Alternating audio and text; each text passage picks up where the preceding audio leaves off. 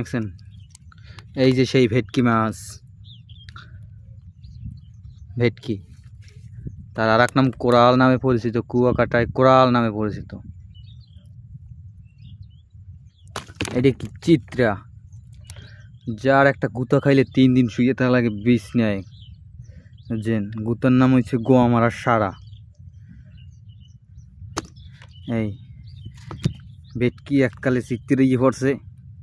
হ্যাঁ, ও বুঝে কি শরীরে কোনো বল নাই, তাহলে গা গো সাজিয়ে দিয়েছে।